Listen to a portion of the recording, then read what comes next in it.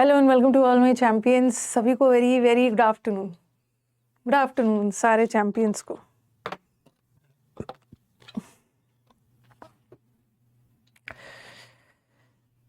Good afternoon Nandini, Tamali, Ritesh, सभी को very very good afternoon. सारे चैंपियंस को वेरी वेरी गुड आफ्टरनून। एक बार मुझे ऑडियो वीडियो बता देना, सब ठीक है?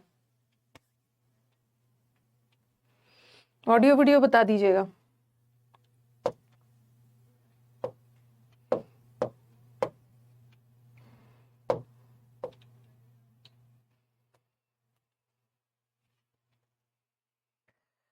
सभी को very very good afternoon. Refresh कर लेती हूँ।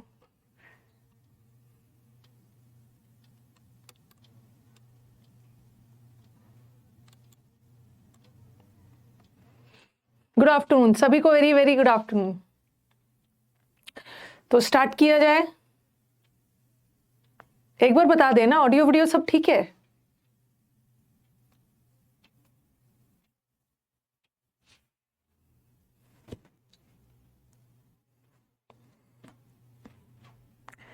Waiting for your responses. एक बार बताना ऑडियो वीडियो सब ठीक है ना?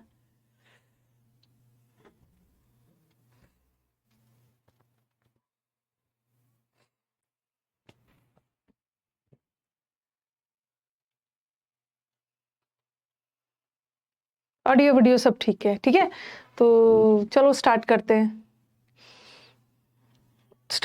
हैं।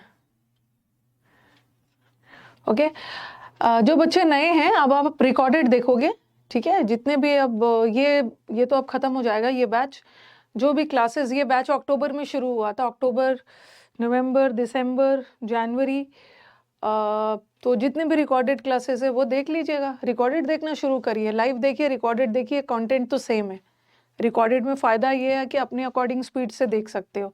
ये क्लोज टेस्ट है। क्लोज टेस्ट थोड़ा सा लेंदी है, बट घबराना नहीं है। लेंदी है मतलब इजी है। ओके, कई क्लोज टेस्ट में फ्रेजेस आ जाते हैं, तो मैं साइड हो जा रही हूँ, उसको आप पढ़ो।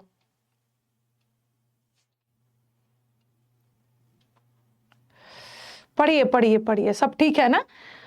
हाँ, तो एक बार आप क्लोज टेस्ट को जितना भी समझ में आए, ठीक है, 80% नहीं भी समझ में आ रहा है ना, फिर भी आप पढ़िए।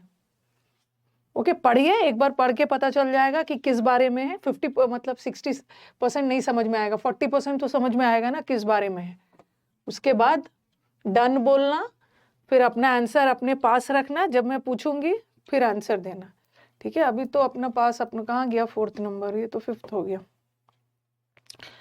क्यों नहीं दिख रहा है 4th number? 3rd, 4th number. पढ़िए इसको।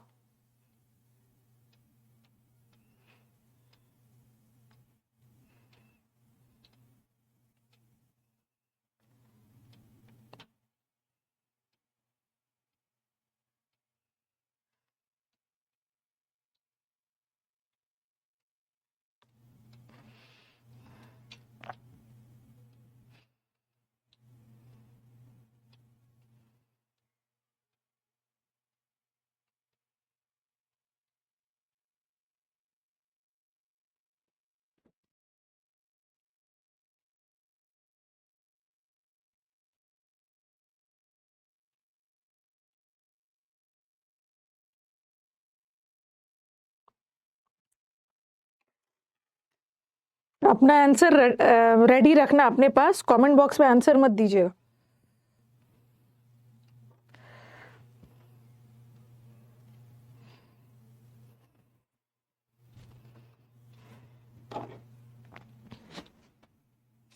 डन, ठीक है, डन। नेक्स्ट वाला, नेक्स्ट वाले का ब्लैंक यहाँ पे है।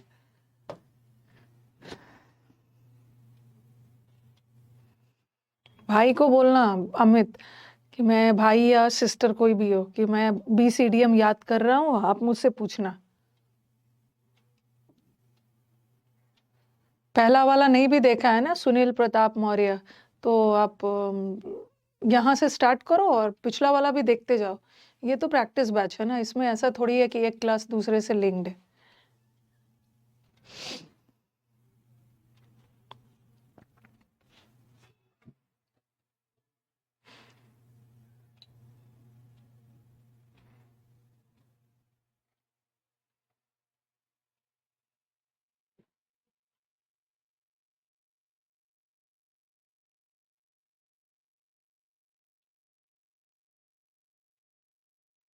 नेक्स्ट वाला हो गया, थर्ड वाला, क्लास में आके न्यूज़पेपर पढ़ेंगे। न्यूज़पेपर पढ़ने का काम क्लास में थोड़ी होता है, यूट्यूब पे करना होता है।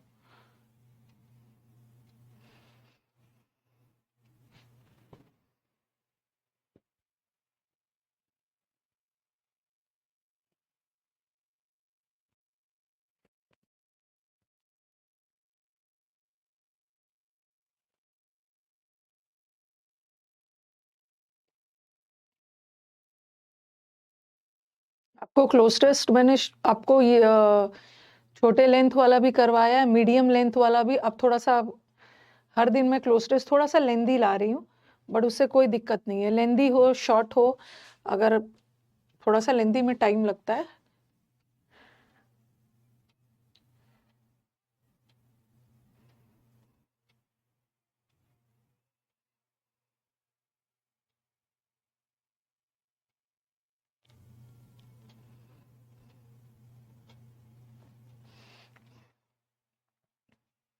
फोर्थ वाला यहाँ पे था ना,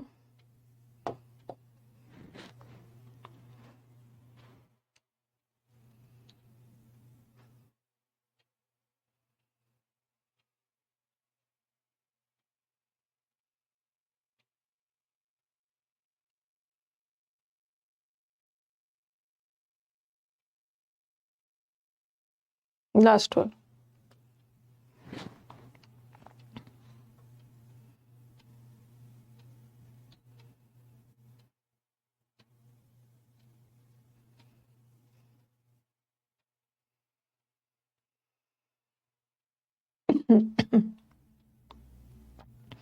स्टार्ट किया जाए discussion.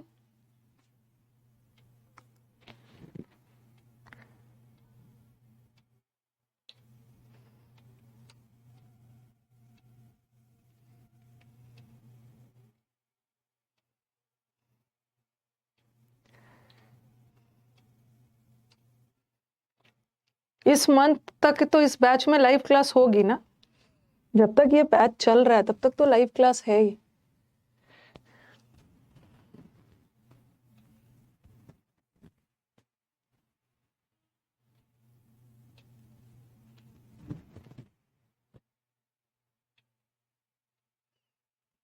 whenever Bharat, whenever you are attending practice batches ना, practice batches तो फोर्थ नंबर का प्रैक्टिस बैचेस तो लाइव देखना चाहिए ना, उसी में मजा आता है। प्रैक्टिस बैचेस रिकॉर्डेड थोड़ा सा बोरिंग हो जाता है। ग्रामर वो कैप का देख सकते हो, प्रैक्टिस में लाइव आओगे ज्यादा मजा आएगा। ओके, साइड हो जाइए please.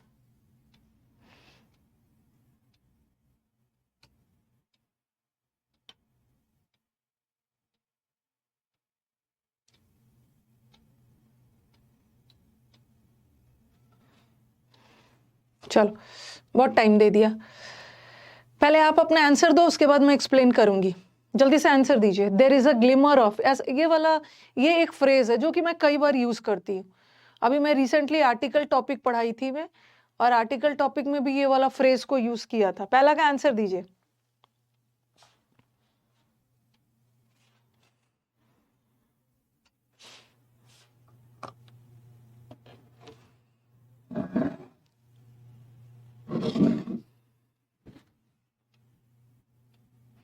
Very good, there is a glimmer of hope होता है। अभी हाल फिलहाल में बताया था ना आर्टिकल चैप्टर में, ग्लिमर ऑफ होप के साथ आर्टिकल लगता है, a glimmer of hope. A glimmer of hope होता है अ रे ऑफ होप, यहाँ पे लिख रही है अ ray of hope. A ray of hope का मतलब है आशा की किरण, ठीक है, जिसको हम ग्लिमर भी बोलते हैं। तो a light, a glimmer of light नहीं होता, ग्लिमर तो अपने आप में लाइट होता है। पहले आंसर दे दो, उसके बाद फिर मैं डिस्कस करूंगी।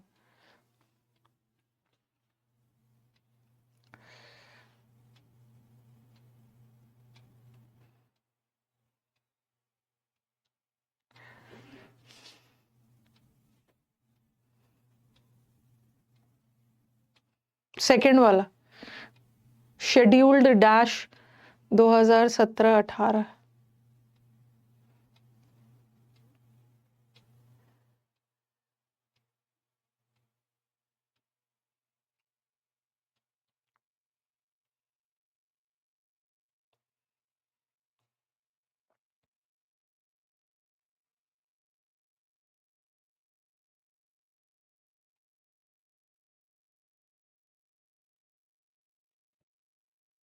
फॉर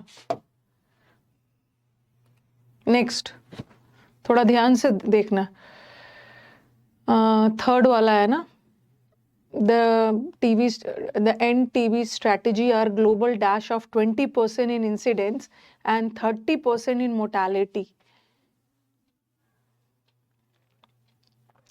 राइज होगा, ग्रोथ होगा,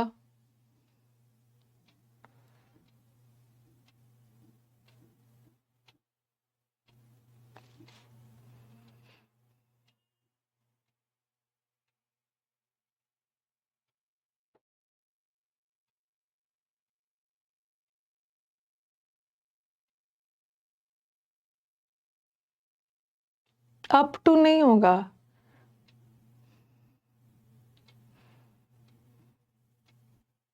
अच्छा डाउन भी बोल रहे हैं, are global down of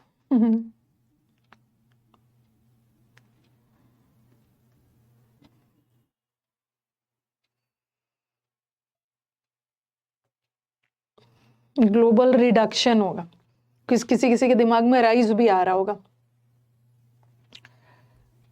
next global with India accounting for the highest TB incident 23% and mortality globally, success in dash the end TB targets, dash on the country strengthening its systems.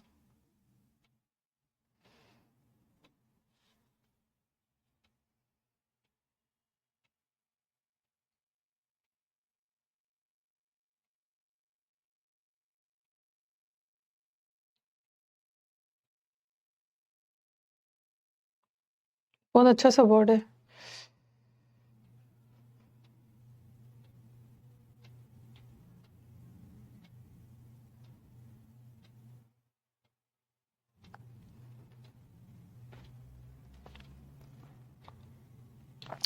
दिमाग में reducing आ रहा है, अपने target को, TV के and करने के target को रिड्यूस करोगे और टारगेट को कम कर दोगे तो सक्सेस कहाँ से मिलेगा? इसमें बहुत सारे बच्चों का आंसर रॉन्ग होगा। चलो 5 में से 4 मैंने जोड़ लिया। नेक्स्ट वाला रिड्यूसिंग नहीं होगा, टारगेट को रिड्यूस थोड़ी किया जाता है, टारगेट को अचीव किया जाता है या टारगेट समझा जाता है या टारगेट हासिल किया जाता है। आपका जितना टारगेट है कि इतना अचीव करना है, उसको टारगेट को रिड्यूस करने में आपको सफलता थोड़ी मिलेगी। कवरिंग नहीं होगा, successful in covering the end target, target को कवर कर। अच्छा मैं बता रही हूँ यहाँ का ना, आप लोगों को कवरिंग भी आ रहा है, टारगेट कवर करना है, मुझे टारगेट को अचीव करना है, कवर करना है, या यहाँ रियलाइजिंग होगा। बता रही हूँ क्यों, पहले तो अपना टारगेट को समझना है। ओके, सक्सेस इन, पहले तो टारगेट को अंडरस्टैंड करना है। ओके, और अंडरस्टैंडिंग द टारगेट इस चीज़ पे डिपेंड करता है, कंट्री को के स्ट्रेंथनिंग सिस्टम पे।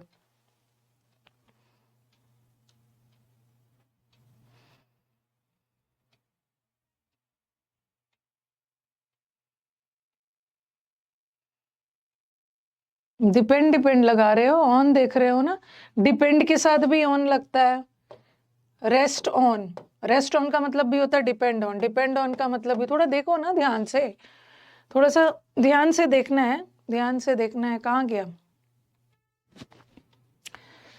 ध्यान से देखना है। डिपेंड प्लूरल है ये सिंगुलर है, सॉरी ये सिंगुलर है। हिंज ऑन का मतलब है निर्भर होना, डिपेंड में एस नहीं है, प्लूरल है और रिलेटेड तो पास्ट टेंस, और रिलेटेड होगा नहीं ना, रिलेटेड के साथ कहाँ गया, ठंड लग रही है मुझे, रिलेटेड के साथ ऑन नहीं होता, रिलेटेड के साथ टू होता है। और आपको लगेगा ना कि अरे इतने ज़्यादा टारगेट्स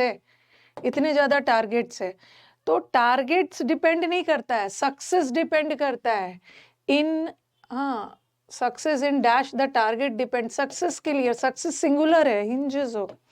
अरे काम ही खराब कर दिया आज तो सबने, थोड़ा सा लेवल बढ़ाएंगे ना तो सब डगमगाने लगेंगे।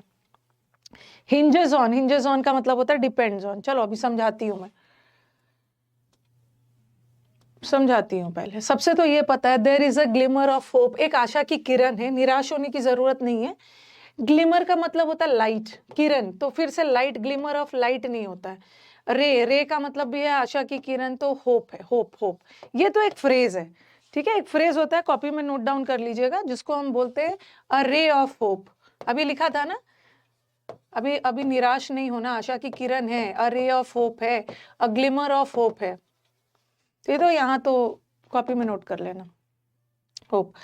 ये बोल रहे there is a glimmer of hope, क्या चीज में होप है? With India registering a slight drop, अभी भी आशा की किरण है, क्या क्या देखते हुए? स्लाइट ड्रॉप हो रहा है मतलब कमी हो रही है, क्या चीज में? ये जो नंबर ऑफ टीबी के केसेस और टीबी से होने वाले डेथ 2016 को कंपेयर किया जाता है 15 से, ओके, 15 और 16 को कंपेयर किया जाता है ना, तो टीबी पेशेंट, टीबी के केसेस की कमी हुई है और लोगों का टीबी से मरना भी कम हुआ है। तो अभी भी निराश नहीं होना, आशा की किरण है, ठीक है। फ्रॉम एन एस्टिमेटेड इतना million new cases in 2015 the number dropped, TV का केसेस ड्रॉप्ड हो रहा है, उसके बारे में बता रहे हैं। टीवी पेशेंट मतलब टीवी बीमारी, डिजीजेस का अगर हम देखा जाए तो जो 2.8 मिलियन आया था 2015 में, the number of dropped marginally, the number dropped marginally to इतना million in 2016 according to WHO, ठीक है। According to WHO TV patient disease में, टीवी के केसेस में इतनी गिरावट हुई है। इंसिडेंस बताता है, ओके, जो भी केसेस है टीवी के, ये एस्टिमेट करता है इंडिया के लिए कि pending a nation TV prevalence survey scheduled, ठीक है। इन्होंने क्या किया है, pending a nation TV prevalence survey schedule किया है 2017-18 के लिए। तो शेड्यूल्ड ऑन तो नहीं लगाएंगे क्योंकि ये ईयर है, और ईयर के साथ तो इन लगता है, इन 2000 इतना 17-18, तो ऑन तो बिल्कुल नहीं लगेगा, ठीक है। टू भी नहीं लगेगा, शेड्यूल टू भी नहीं लगेगा। अप टू का मतलब है यहां से लेकर यहां तक, तो ये होता है 2017-18 के लिए शेड्यूल किया गया है, ओके। 2017-18 के लिए शेड्यूल किया गया फॉर 2017 से लेकर 18, और 17 से लेकर 18 एक साल का ड्यूरेशन है ना, ओके। 17 से 18 एक साल का ड्यूरेशन बता रहे हैं, तो फॉर, ठीक है, टू नहीं लगाना, शेड्यूल टू 17-18 नहीं हो, अप टू नहीं है, अप टू भी नहीं होगा,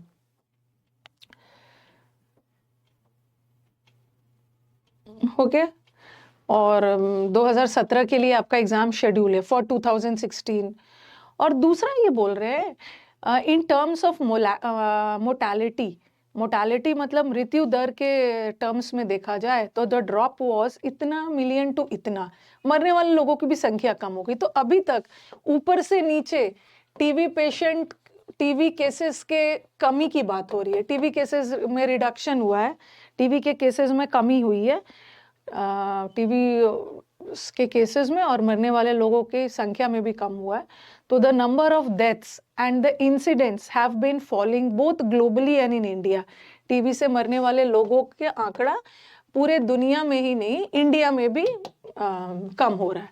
the target set in the end, जो टारगेट सेट किया गया, okay, in the end TB strategy are global dash of 20%। तो आप टारगेट जो सेट किए हैं टीवी के को क्या करने के लिए, टीवी के ग्रोथ, आपने टारगेट सेट किया है क्या कि टीवी केसेस की संख्या और कम हो ना, बढ़ोतरी थोड़ी हो, क्योंकि यहाँ पे रिडक्शन की बात हो रही है, कमी हो रही है। तो आपने टारगेट सेट किया है कि टीवी पेशेंट्स की संख्या और मरने वाले की संख्या कम हो ना, ग्रोथ थोड़ी होगा, राइज थोड़ी होगा, राइज भी नहीं होगा,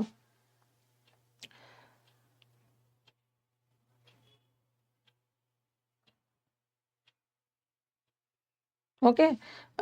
राइज नहीं होगा। अब मुझे बताओ कि डाउन क्यों नहीं होगा, आर ग्लोबल डाउन। अब आप बोलोगे मैम डाउन का मतलब भी तो गिरावट हो रहा है, ओके, और रिडक्शन का मतलब भी तो कम होना, मतलब, लेकिन रिडक्शन ही क्यों होगा?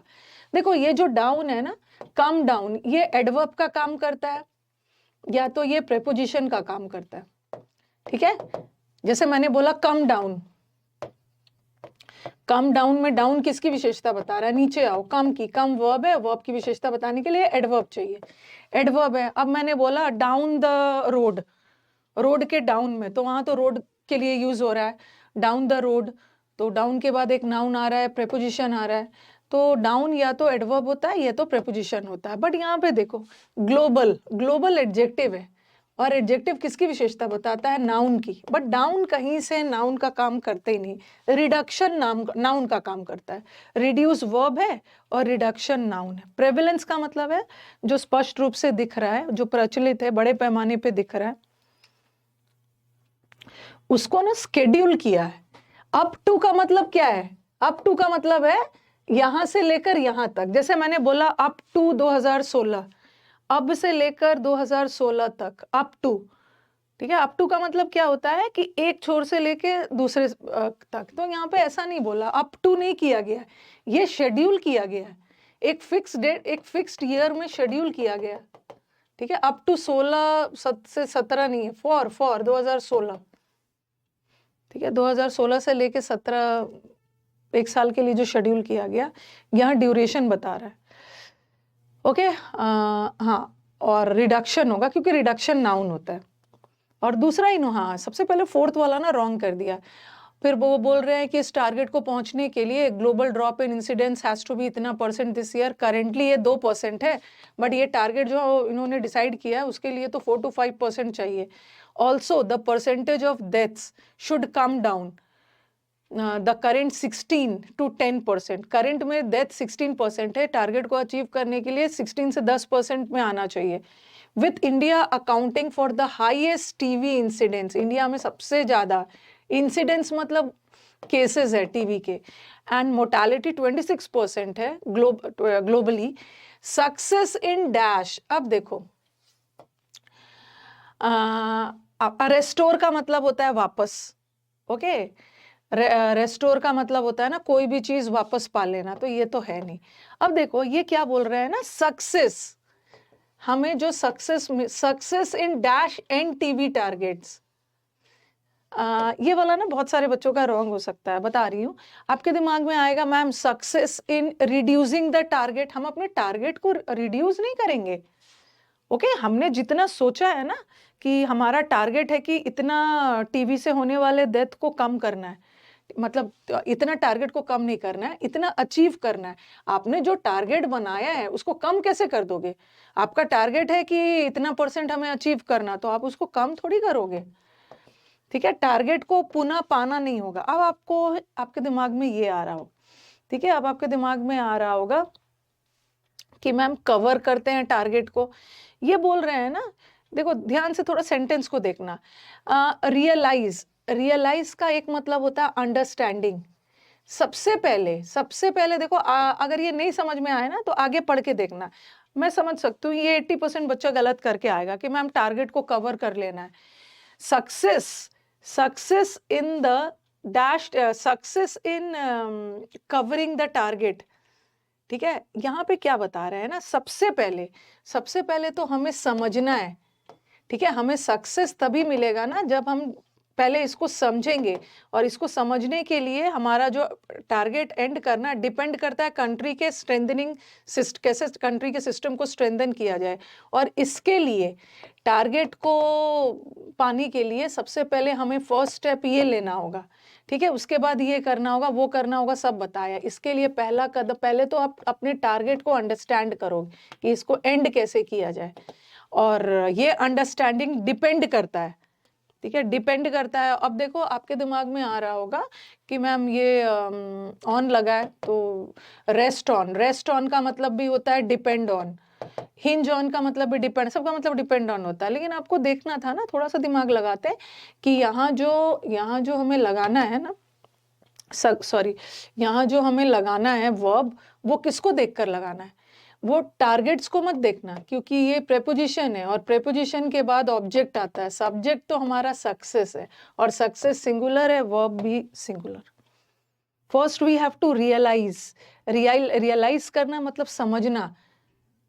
ठीक है, कि ये टारगेट को, ये जो टारगेट है ना, पहले तो हमें समझने की जरूरत है कि ये जो टारगेट है डिपेंड करता है कंट्री कितना मजबूत है, और the first step in defeating, और इस डिजीज को डिफीट करने के लिए पहले तो आपको समझना होगा, और समझने के बाद जो पहला कदम उठाना होगा कि achieving the target is to record every, सबसे पहले तो रिकॉर्ड करना होगा एवरी पेशेंट जिसको टीवी डायग्नोज हुआ है, और फिर आगे आगे बताया it is reported to the national surveillance system and then to the WHO। तो ये मैं समझ सकती हूँ। ओके, क्या मैम हम लोगों का नहीं चल रहा है? अगर आप लोगों का क्लास नहीं चल रहा है तो फिर आप कमेंट वगैरह कैसे कर रहे हो? 4 और 5 ही रॉन्ग हो गया है। टारगेट को रियलाइज करना, अपने टारगेट को, मतलब पहले तो टारगेट को समझना है, ठीक है, कि कैसे हासिल किया जा सकता है, और फिर समझने के बाद पहला कदम उठाना है।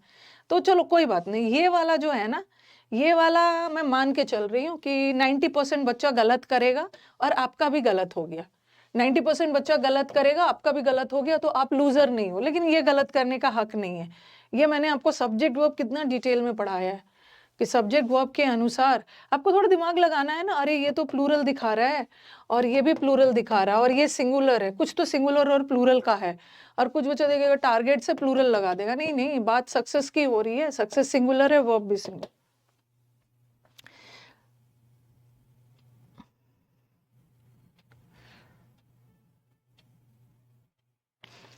हिंजेस का मतलब भी है डिपेंड्स ऑन, ये तो फिक्स प्रेपोजिशन में 40 करोड़ बार बता दिया। Hinges on, rest on, depend on. Network error के कारण हो रहा है, मेरा भी हुआ था। मेरे साइड से नेटवर्क सही है, अपना देख लो आप। प्रेवलेंस का मतलब होता है जो बड़े पैमाने पे फैला हुआ। नेशनल टीवी प्रेवलेंस सर्वे, वाइड स्प्रेड सर, बड़े पैमाने पे सर्वे जो शेड्यूल किया गया है 2017-18। हिंजेस का मतलब नहीं पता था। Very good, I am Dilip Kumar Ojha from Bihar in Arrah. My score is today is 5 out of 5। अब जिस बच्चों का 5 आउट ऑफ 5 आया है ना, तो भाई उसको तो मेरी तरफ से स्माइली बनता है। इस क्लोज टेस्ट में जो बच्चा 5 आउट ऑफ 5 ले आ रहा है तो उसका तो स्माइली बनता है, क्योंकि मैं एक्सपेक्ट कर रही थी कि एक स्टूडेंट हमारा रॉन्ग करेगा। तो मेरी तरफ से दिलीप को, दिलीप फ्रॉम आरा बिहार, तो मेरी तरफ से आपको गोल्डन हैट गया है, और मेरी तरफ से आपको बहुत सारे स्टार्स है। क्या स्टार बना है? मेरी तरफ से आपको बहुत सारे स्टार्स और बहुत सारे स्माइली। वेरी गुड, जिसका वेरी गुड, एक्सीलेंट, आउटस्टैंडिंग, जिसका आज के क्लोज टेस्ट में 5 में 5 आ गया ना, तो वेरी गुड। और भी बच्चे होंगे। हिंजेस का मतलब मैंने बताया है।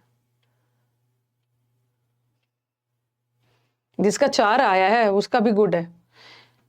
ये तो कितनी बार बताया, हिंजेस ऑन, कोई भी चीज किसी पे निर्भर होना, हिंज ऑन। ये मैंने फिक्स प्रीपोजिशन में बताया है ना, डिपेंड ऑन, रेस्ट ऑन। ये प्लूरल है, ये सिंगुलर है, हिंज ऑन भी हो सकता है, रेस्ट ऑन। कितनी बार बताया है। बैंक ऑन, किसी पे निर्भर होना। रिलाई ऑन, किसी पे डिपेंड होना, निर्भर होना, ठीक है। और फॉल बैक ऑन, कितनी बार बताया है, फॉल बैक ऑन, सबका मतलब होता है किसी पे निर्भर होना। हिंज, क्या हिंज किसको बोलते हैं? ये जो पहले जमाने में जो दरवाजा होता था ना, उसमें लकड़ी का हिंज लगा रहता था, ताकि आप ऐसे कर दोगे तो दरवाजा नहीं बंद होगा। तो वो जो पूरा दरवाजा है ना, उस हिंज पे डिपेंड करता था। अभी तो स्टॉपर वगैरह लगा देते, हिंज उसी को बोलते हैं। इंस्पेक्टर के लिए है, भाई को 3 स्टार चाहिए, 3 ही स्टार दिया है ना, इंस्पेक्टर के लिए दे दिया है 3 स्टार। कहां से ये रॉन्ग हो गया? कितनी बार पढ़ाया यूट्यूब पे? 30, 40, 50 करोड़ बार पढ़ा दिया है। यूट्यूब पे भी पढ़ाया और क्लास में भी पढ़ाती ही रहती है, क्लोज टेस्ट में अक्सर बताती हूँ। तो वेरी गुड दिलीप, बहुत ज्यादा खुश मत होइएगा, हो सकता है अगला क्लोज टेस्ट में 3 आ जाए, but very good, very good. चलो आगे बढ़ते हैं, ठीक है। अब मेरे को लग रहा था ना कि ये वाला बच्चा रॉन्ग करेगा। रियलाइजिंग, पहले तो आपको रियलाइज करना है, अंडरस्टैंड करना है, ठीक है, कि ये टारगेट, पहले तो ये समझना है कि ये जो टारगेट है ना, ये डिपेंड करता है country, on the country strengthening it's system, ठीक है। और फिर टारगेट को समझ के क्या क्या कदम उठाना। आगे बढ़ते हैं। चलो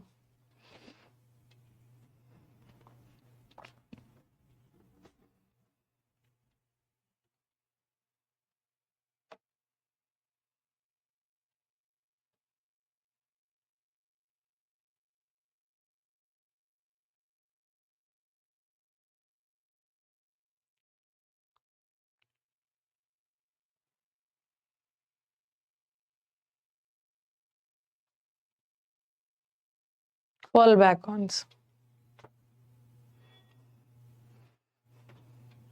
थोड़ा सा खतरनाक वाला है, फिर भी एम्पल टाइम, इनफ टाइम आपको दे रही हूँ।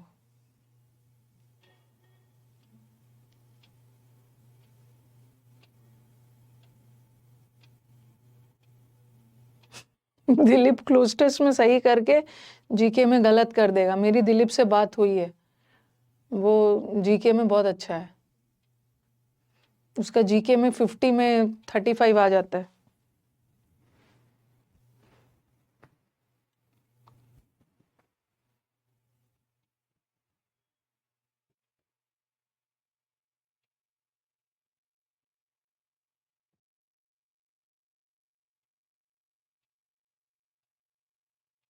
मैम अभी मैंने इस बैच से कुछ पढ़ा नहीं है, तो चंद्रकांता आप इस बैच में मत आओ ना, पहले आप अपना सुबह वाले बैच का ग्रामर और वोकैब करो। अभी ये बैच में आप मत आओ, ये बैच को संभाल के रखो, ठीक है। पहले आप रिकॉर्डेड जाएगा, अब तो ग्रामर भी खत्म हो जाएगा, आप ग्रामर और वोकैब को करो। जब आपका ग्रामर और वोकैब अच्छे से पूरा कवर हो जाएगा ना, तो ये बैच आपके पास 1 साल तक रहेगा। फिर आप अपना आराम से इसमें रिकॉर्डेड प्रैक्टिस करते रहना, अभी आपको नहीं समझ में आएगा।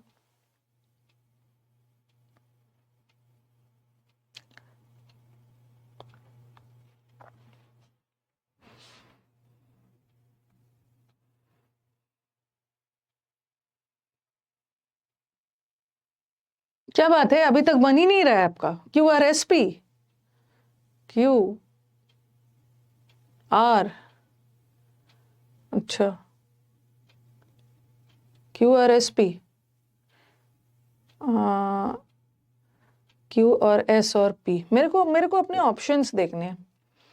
SP, ठीक है, अपने ऑप्शंस को ध्यान से देखिए, अपने ऑप्शंस को देखिएगा ना, आपको पता चल जाएगा। पहले आएगा the violent can be made काम।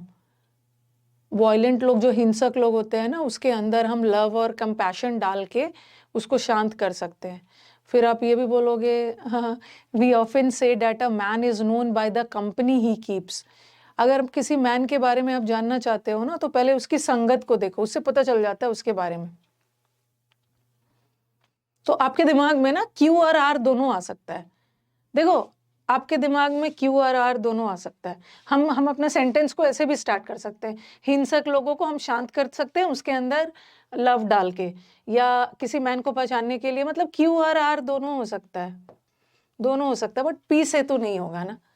ओके, P से नहीं होगा। ये बोल रहे हैं सेंसिटिव माइंड, जो माइंड सेंसिटिव होते हैं ना, ओके, वो इजीली अब्जॉर्ब कर लेते हैं the vibrations coming from the thought of the people. जो लोग बहुत सेंसिटिव लोग होते हैं, वो जल्दी बाकी सारे जिस लोगों से उनका रोज मिलना जुलना होता है ना, उससे बहुत जल्दी प्रभावित हो जाते हैं। और visits to holy places are considered good, because the good, अगर आप धार्मिक जगह पर जाओगे ना, तो ये बहुत अच्छी बात है, क्योंकि वहाँ अच्छे अच्छे लोग मिलेंगे। अच्छा, आप मुझे बताना एक बार, आप एक बार मुझे बताना, थोड़ा सा डिफिकल्ट वाला है। वो बोल रहे हैं मैम R के बाद P होगा। अच्छा, वो बोल रहे हैं कि मैम R के पहले पहले तो मुझे बताओ कि P और S, मेरे को क्या दिख रहा है ना, P और यहाँ पे दिख रहा है P और S। देखो, जब जब बहुत ज्यादा दिक्कत हो रही है ना, तो आप लोग क्या करते हो ना, कुछ भी चुन लेते हो और पता चला कि फिर रॉन्ग हो गया। जब बहुत दिक्कत हो रही है तो चारों तरफ से देखो, कभी कभी इजी आता है तो तुरंत बन जाता है PS, और यहाँ पे है SP, ठीक है, और यहाँ पे P और S है लेकिन बहुत दूरी पे है, और यहाँ पे SP। पहले मेरे को बताओ जरा, P और S में आप बताओ कि कौन सा पहले होगा। हम इससे डिसाइड ही नहीं कर सकते, क्योंकि हमें लग रहा है ना, हमें तो लग रहा है कि R भी हो सकता है, Q भी हो सकता है, मुझे दोनों लग रहा है। तो मैं फर्स्ट को देख के डिसाइड नहीं कर पा रही हूँ, तो मैं बीच का कुछ जोड़ूंगी। हाँ, मेरे को बताओ। Nandini has given the correct answer.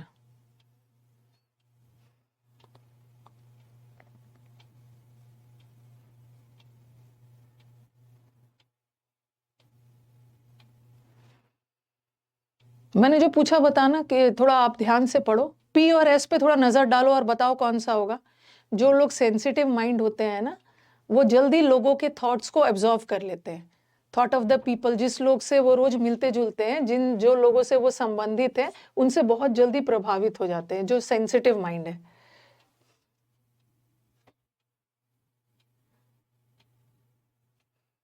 पहले पी होगा ना, हाँ पहले पी होगा, पहले पी होगा। जो संवेदनशील लोग हैं, ओके, जो आसानी से प्रभावित हो जाते हैं। और यहाँ पे एक कंक्लूजन दिया है, इसीलिए ऐसे लोगों को धार्मिक स्थल पे जाना चाहिए।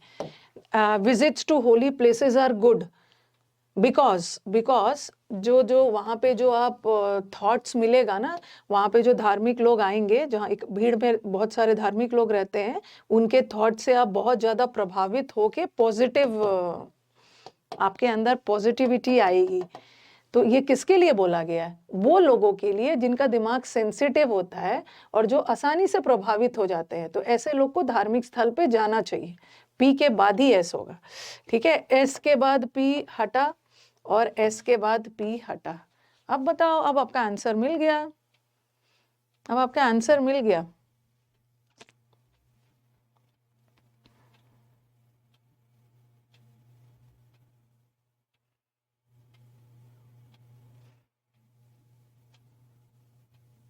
वी तो ऐसे ही बोल दिया, वी तो हम सभी के लिए ले लिया।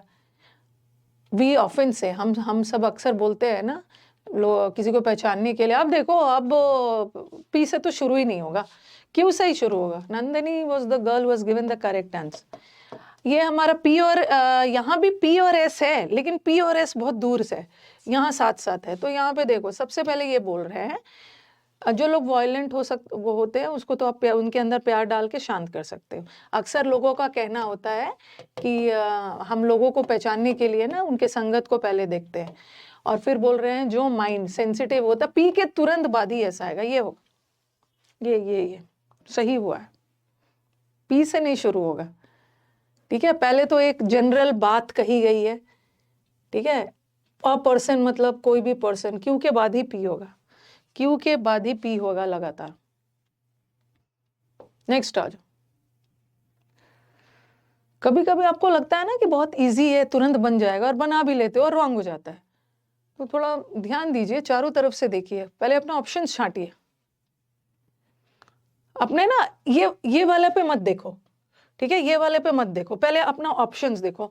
मेरा एक ऑप्शन क्यू से है, मेरा एक ऑप्शन आर से है, 2 आर से है और 2 क्यू से है, ठीक है। थोड़ा ध्यान दीजिए, क्योंकि नए बच्चे भी जुड़ रहे हैं, उनको मैं बताना चाहूंगी। दी स्कूल्स, आपको क्या करना है ना, ये देखो, दी स्कूल्स मतलब ये स्कूल्स, ये सारे स्कूल्स, ये सारे स्कूल्स मतलब कौन से स्कूल्स, कौन से स्कूल्स की बात कर रही है? कोई स्कूल की बात की गई होगी ना, तभी बोल रहे हो इन स्कूलों में, ये सारे स्कूल। तो क्यू तो होगा ही नहीं, क्यू हटा, क्यू हटा। अब आपका 2 ऑप्शन हट गया, अब आर से ही होगा,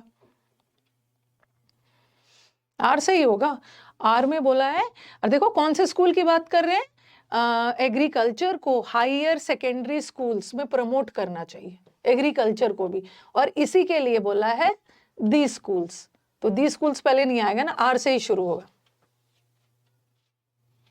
आर से ही शुरू होगा। तो इतना तो पता चल गया ना, आर से शुरू होगा, कि एग्रीकल्चर को भी स्कूल्स में, हायर सेकेंडरी स्कूल्स में पढ़ाना चाहिए। अर्बन स्टूडेंट्स को भी, शहरी वाले बच्चों को भी पता होना चाहिए।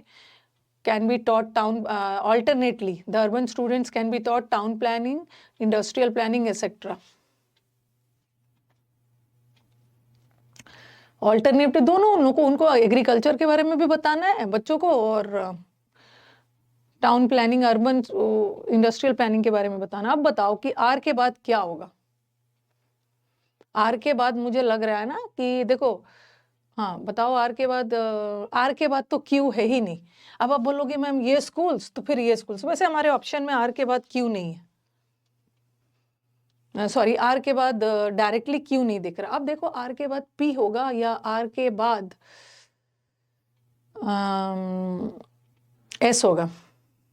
एस लास्ट में होगा ना, देयरफॉर बताया है, देयरफॉर से तो कुछ हम कंक्लूजन निकालते हैं, कंक्लूजन निकालते ये बोल रहे हैं कि स्कूल्स में एग्रीकल्चर के बारे में भी पढ़ाना चाहिए। एग्रीकल्चर में practical farming includes knowledge of fruit and, और बताया है यहाँ एक जनरल बात कही गई है कि स्कूल्स में एग्रीकल्चर के बारे में भी बताना चाहिए, और एग्रीकल्चर को थोड़ा सा और इलेबोरेट किया है कि एग्रीकल्चर में बच्चों को नॉलेज देना चाहिए फ्रूट और वेजिटेबल फार्मिंग के बारे में। ठीक है, आर के बाद पी, और फिर बोला है, ठीक है, बोल रहे these schools need not necessarily have their own farms because the village itself will provide ample fields को वर्क। इसका स्कूल के अपने खेत नहीं होते, ये विलेज में खेत से ही पढ़ाई लिखाई कर सकते हैं। तो देयरफॉर इस स्टेज में नॉट ओनली थियोरिटिकल एजुकेशन जरूरी है। ओके, तो लास्ट में कंक्लूजन दिया है ना, तो शुरू में एस मत डाल, लास्ट।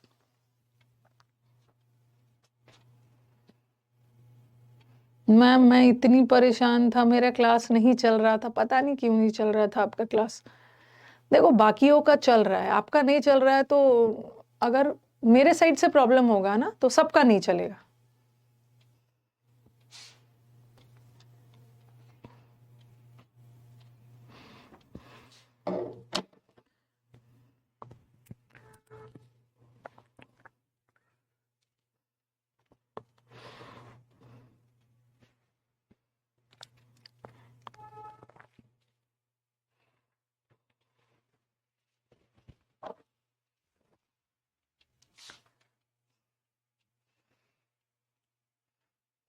ऑप्शंस को किसी हाल में दो ऑप्शन को छांटना है आपको, ये तो मेरे को इजी लग रहा है, किसी हाल में दो ऑप्शन छांटना है।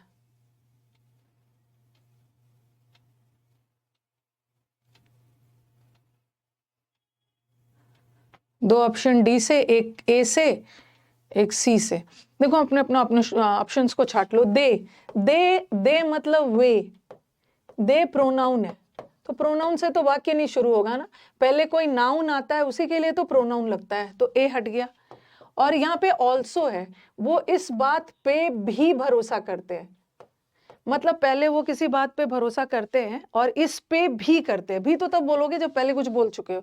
ए हट गया। दे फर्दर, फर्दर मतलब आगे, ये कुछ तो एडवाइस कर रहे हैं, फर्दर मतलब आगे, ये भी एडवाइस कर रहे हैं, और दे भी है, फर्दर भी है, सी से भी नहीं होगा। अब पता चल गया कि हमारा डी से होगा।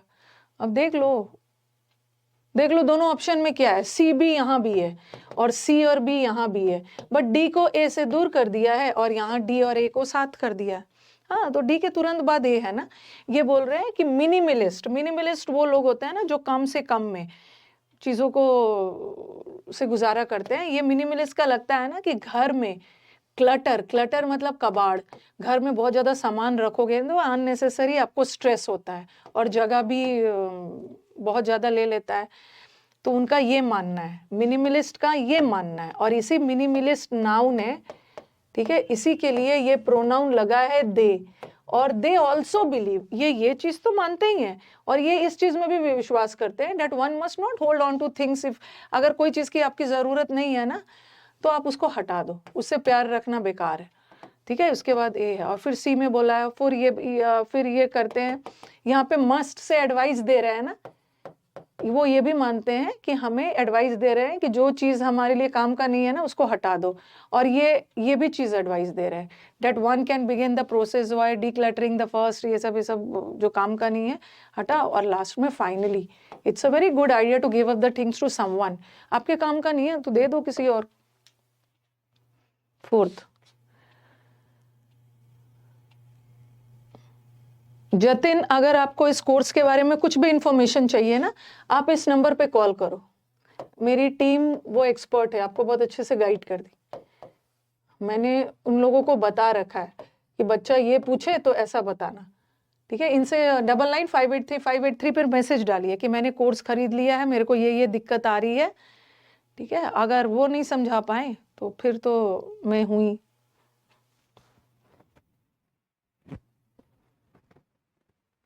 ऐसा नहीं है कि फाइनली वाला हमेशा लास्ट ही होता है, फाइनली वाला सेकंड थर्ड में भी हो सकता है।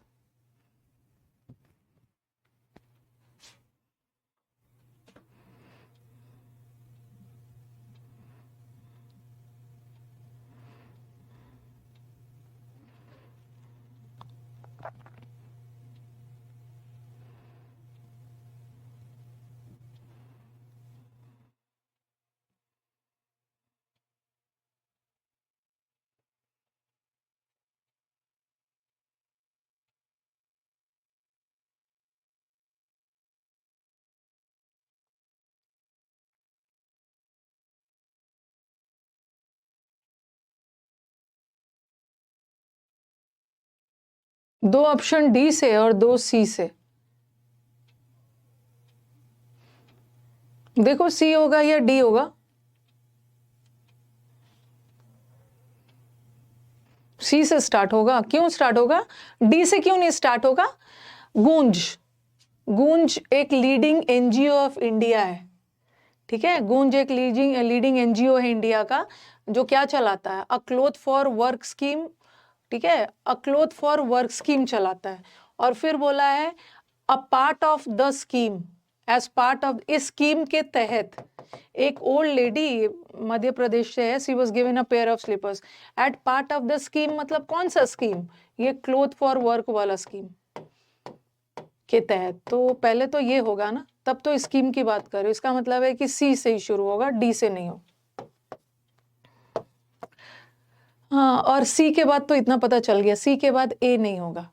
सी के बाद यहाँ पे ओल्ड लेडी आई है और ओल्ड लेडी नाउन है, और सी के बाद ए नहीं होगा, शी प्रोनाउन है। तो पहले नाउन के बारे में बोलोगे ना। इस स्कीम के तहत एक ओल्ड लेडी और एमपी को एक पेयर ऑफ स्लीपर्स दिया गया, पहनने के लिए उसको स्लीपर्स दिया, कि सी के बाद डी ही होगा, ठीक है। उसको स्लीपर्स दिया गया। एज सून एज, जैसे ही उसको अ पेयर स्लीपर्स का एक जोड़ा दिया गया, जैसे ही उसको स्लीपर दिया गया ना, तो वो she broke into dance, strutting around, इधर से उधर नाचने लगी। ऐसा लग रहा था कि पहली बार उसको लाइफ में स्लीपर्स चप्पल मिला है। तो इससे क्या पता चलता है? एक चप्पल के मिलने से वो इतनी खुश हो गई। ये स्टोरी से यही चीज पता चलता है ना, कि अभी भी ये एक फैक्ट है कि अभी भी बहुत सारे गांव हैं जहाँ लोगों के पास पहनने के लिए to put on their feet slippers भी नहीं है। मुझे लग रहा है ये बहुत पहले का ही होगा, मतलब स्लीपर्स तो आजकल इंडिया ग्रो कर गया है। कहानी है पहले की होगी। देख के डरना नहीं है, ये सब लेंदी लेंदी देख के बिल्कुल डरना नहीं है।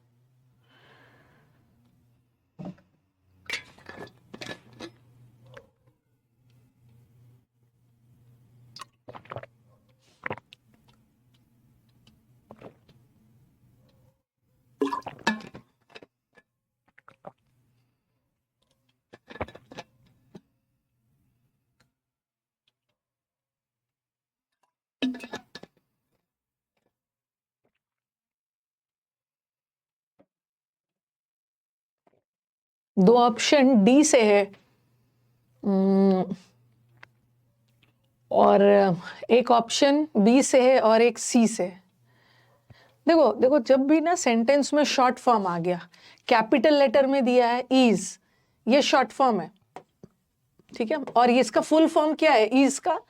Enhanced, EASE, enhanced access and service excellence. तो पहले तो आप हम किसी चीज का फुल फॉर्म लिखते हैं ना, फुल फॉर्म बता देते हैं, फिर शॉर्ट फॉर्म यूज करते हैं। इसका मतलब है कि सी से तो ये होगा ही नहीं, सी से तो होगा नहीं। और दूसरी बात, फुल फॉर्म के बाद ही शॉर्ट फॉर्म आएगा। किसी चीज का फुल फॉर्म के बाद शॉर्ट फॉर्म आएगा, इसका मतलब ए आएगा उसके बाद ही सी आएगा, या उसके तुरंत बाद आए या बाद में आए, ए के बाद सी। बट यहाँ सी के बाद ए, ठीक है, यहाँ भी सी के बाद ए, यही है। फोर्थ डी में बोला है ना, recently public sector banks across the country, इन्होंने as per a recent move, यहाँ मूव का मतलब है कदम। एक मूव का मतलब सिर्फ चलना फिरने वाला मूव नहीं होता है। The moves taken by the government, government के द्वारा जो कदम उठाए गए, एक रिसेंट मूव में पब्लिक सेक्टर बैंक्स ने डिसाइड किया है, एक रिसेंट कदम उठाया है कि will soon have standard operating systems. This move मतलब कौन सा मूव? जो पब्लिक सेक्टर ने जो कदम उठाया है। तो डी के तुरंत बाद ही ये हो आंसर इज। स्कोर बताइए।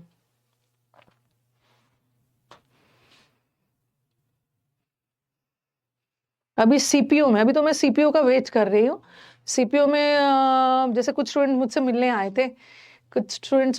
थे, तो उनका है कि मैम मैं अभी नहीं आऊँगा, मेरा सीपीयू हो जाएगा। सीपीयू हो जाएगा ना, तब आपके साथ फिर आऊँगा इंटरव्यू करने। वो बता रहे थे सीपीयू में 20 PQRS आए थे मैम, लेवल अच्छा था। अब 2-3 दिन के अंदर सीपीयू का तो आंसर की आ जाएगा, तो मैं क्लास में उसको करवा दूंगी। और याद रखना 20 PQRS आता है, क्योंकि सीपीयू का एग्जाम 200 मार्क्स का इंग्लिश होता है। तो आप मान के चलो ना 20 में से 3-4 आपको परेशान करने वाला आता है। अगर आपका वो 3-4 रॉन्ग भी हो जाता है ना, तो ऐसा नहीं है कि आपका सिलेक्शन रुक जाएगा। वो 3-4 टाइम कंज्यूमिंग आता है। जो सेंटेंस अरेंजमेंट टाइम कंज्यूमिंग है उसको छोड़ दीजिए, नहीं तो पता चला उसको बनाने के चक्कर में आपके 4-5 ईजी क्वेश्चंस छूट जाएंगे। तो हर 20 का 20 ईजी नहीं आएगा, कुछ तो डिफिकल्ट भी देते हैं।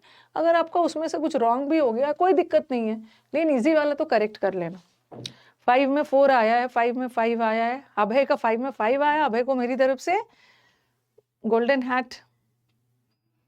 5 में दिलीप का, आज तो दिलीप ने he got from the right side of the bed, he has got 5 out of 5 in close test। 5 में 4 आया। PQRS में दिलीप इज क्वालिफाइड। आरा से सत्तू मिलेगा ना असली वाला? सत्तू कंफर्म हो गया है, सिलेक्शन के बाद लेके आएंगे।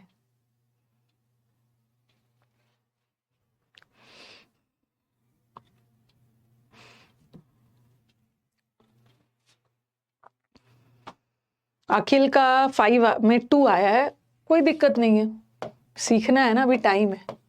5 में 0 भी आ गया है, सीखना है, टाइम है, सब सीख जाता है, अब भी सीख जाओ।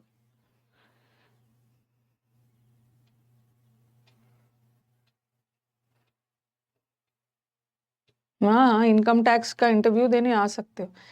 बच्चा जो खुशी खुशी आना चाहता है ना, अब देखो 2 स्टूडेंट्स थे, कल आए थे, ठीक है, एक का तो सीपीओ निकल जाएगा, फिर एसएससी की भी तैयारी करेंगे, वो इतनी ठंड में। अब मैंने अपनी टीम को बोला था कि भाई इतनी ठंड में उनको क्यों आने दे रहे हो? बोल रहे मैम वो आप खुश है, आपसे मिलना चाहते हैं। उसका ऑल इंडिया रैंक शायद 40 था, ठीक है, ईपीएफओ में 40 था, मथुरा से आए थे, मथुरा का पेड़ा लेके। तो जो बच्चा आने चाहता है, और कल मैं फ्री थी, काफ़ी टाइम अपने बच्चों से बात किया मैंने, जो स्टूडेंट्स आए थे, काफ़ी लंबा टाइम सब इंटरेक्शन किया।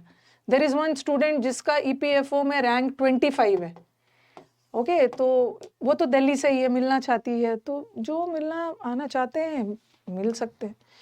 एसएससी स्टेनोग्राफर क्वालिफाई हो जाएगा क्लोज टेस्ट में? हाँ हो जाएगा, एकदम हो जाएगा रक्षा, बस दिमाग सही रखना। ठंड में ना दिमाग ऐसे ही फ्रीज हो जाता है, थोड़ा सा सही रखना है। चलो नेक्स्ट। अब तो ये देख के डरोगे ना, मैम ये आप क्या ले आए हो, आप वो वाला पैसेज क्यों नहीं ले आते हो? Once upon a time there was a king, एक समय की बात है, एक राजा थे, उनके 4 पुत्र थे, चारों का नाम दे देंगे और क्वेश्चन में पूछ देंगे राजा के कितने बेटे थे, और 3 2 4 है, और 4 ऑप्शन में कर देंगे, उनके बड़े बेटे का क्या नाम था, ऑप्शन में ये दे देंगे। वैसे नहीं आएगा ना, वैसा तो 3 4 5 6 वाले बच्चों का भी आजकल नहीं आता है। अब मैंने आपको बोला था कि जब बैच का लास्ट मंथ चल रहा होगा तो हम लोग थोड़ा सा स्विच ओवर करेंगे एडिटोरियल बेस्ड पैसेजेस पे, इकोनॉमिक एडिटोरियल बेस पे चलेंगे। एंड बिलीव मी, ठीक है, बिलीव मी, बैंकिंग में तो थोड़ा सा क्वेश्चंस को टफ कर देते हैं। एक तो उनके पास 5 ऑप्शंस होता है और क्वेश्चंस बोथ 1 एंड 2, इधर 1 और 2, ऐसा नन ऑफ दीज ऐसा कर देते हैं। बट एसएससी में, स्टेनो में, सीपीओ में अगर वो इकोनॉमिक वाला पैसेजेस भी पूछ रहे हैं ना, ठीक है, बट उनके क्वेश्चंस डिफिकल्ट नहीं होते। ये चीज अपने दिमाग में बैठा लो कि अगर वो क्वेश्चंस को, पैसेज जितना ज्यादा डिफिकल्ट हो, क्वेश्चंस उतना इजी होता है, ठीक है, क्वेश्चंस उतने ही इजी होता है। तो बस आपको डराने के लिए पैसेज दे दिया जाता है। जब अब क्वेश्चन बनेगा ना, लगेगा अरे ये तो बेकार का डर रहे थे, ये सिर्फ नाम का पैसेज डरावना है, क्वेश्चंस इजी है, ओके, तो डरना नहीं है, आराम में। क्या लिख रहे हैं भाई लोग? मैं तो आराम में रह के पढ़ाई करता हूँ, बट मैं हूँ सेमरिया ओझा पट्टी जो शाहपुर में है। अच्छा,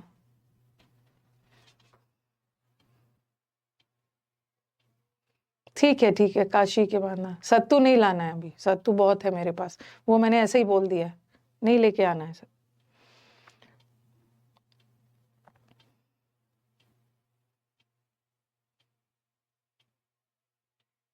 आयुष कमेंट ठीक आ रहा है, कमेंट ठीक आ रहा है।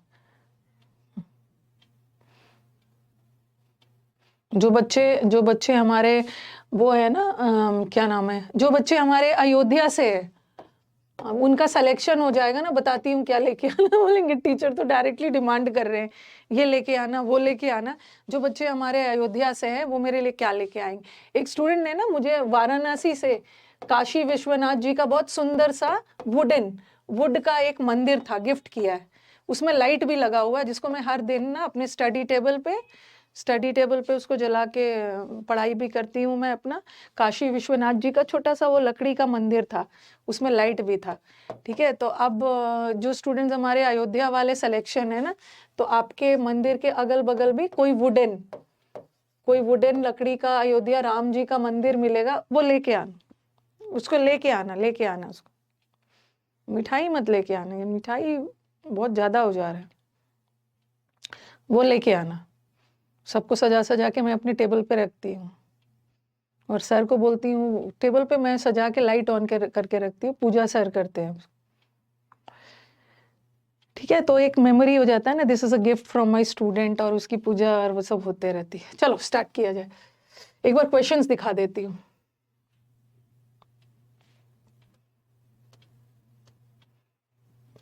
एक बार क्वेश्चन दिखा देती हूँ आपको। बस ये पैसेज टफ लगेगा, अरे तो डरना तो है ही नहीं है, लाइफ में किसी चीज से नहीं डरना है।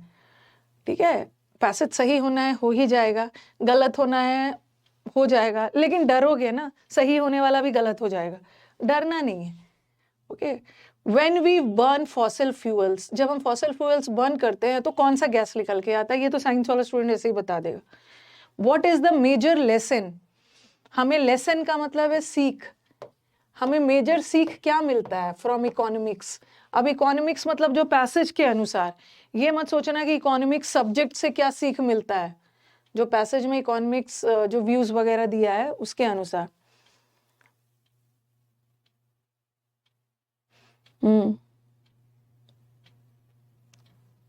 कोलकाता से ना बस आ जाना। कोलकाता से क्या लेके आओगे, कोलकाता का कुछ अच्छा होगा तो ले आना।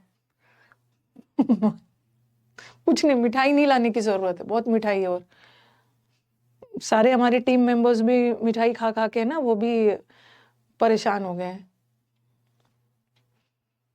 व्हाट इज इनकन्वीनियंट ट्रूथ, कौन सा इनकन्वीनियंट ट्रूथ है क्लाइमेट चेंज से रिलेटेड पॉलिसी से जो इस पैसेज में दिया हुआ है।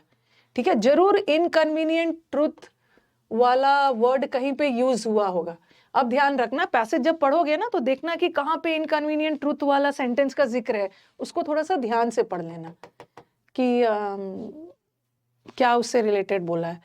और थोड़ा सा ऑप्शंस वगैरह भी फटाफट देख लोगे ना तो और भी अच्छा रहेगा। देखो इस ऑप्शन में ना regulated unregulated, regulated unregulated market, तो कहीं पे ना पैसेज पढ़ोगे तो रेगुलेटेड अनरेगुलेटेड से रिलेटेड कुछ इंफॉर्मेशन दिया होगा पैसेज में, उस लाइन को थोड़ा अच्छा से पढ़ना ताकि इस आंसर पे आ जाओगे। दूसरा, what is the central lesson of economic history. ठीक है, इकोनॉमिक हिस्ट्री आपको क्या सीख दे रहा है। और तीसरा, कौन सा सबसे असरदार इंसेंटिव है, कहीं इंसेंटिव वर्क का जिक्र वगैरह होगा। ओके, ठीक है। हाँ हाँ, राम दरबार आप सिलेक्शन के बाद एकदम लेके आना, मतलब बहुत छोटा सा लेके आना कि मिनिएचर में लेके आना, मिनिएचर फॉर्म में ले आना। मिनिएचर मतलब उसका राम दरबार का वुडन छोटा फॉर्म जिसमें लाइट वगैरह हो। ठीक है, लाइट जलता है ना तो बहुत अच्छा लगता है, मैं अपने टेबल पे बहुत पॉजिटिव वाइब्स लेके बैठती हूँ पढ़ने, तो लाइट ऑन करके रखूँ, राम दरबार लेके आना। How can prices be raised, prices carbon emissions पे हम प्राइसेस को कैसे बढ़ा सकते हैं, जरूर कुछ दिया होगा।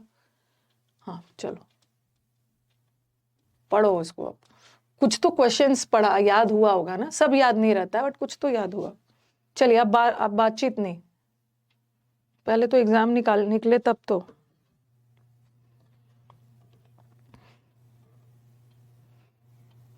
एकदम कमेंट बॉक्स बंद करिए और शांति से पढ़िए।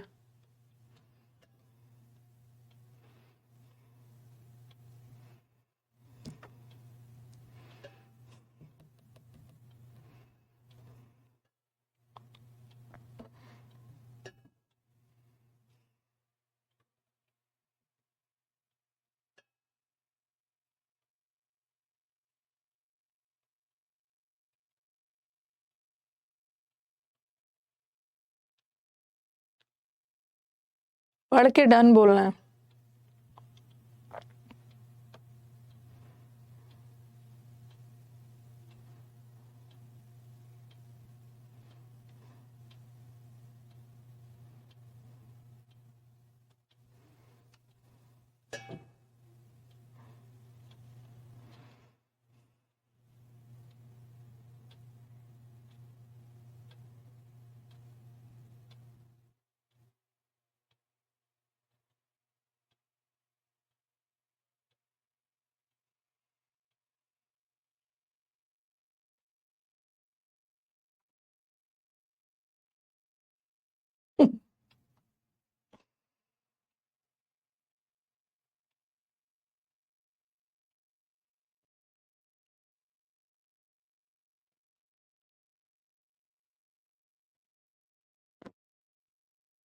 पाकिस्तान वाले बच्चों को बोलूंगी कश्मीर हमारा वापस कर दो। उनसे कुछ नहीं मांगूंगी, हमारा कश्मीर वापस कर दो बिना लड़ाई झगड़े के।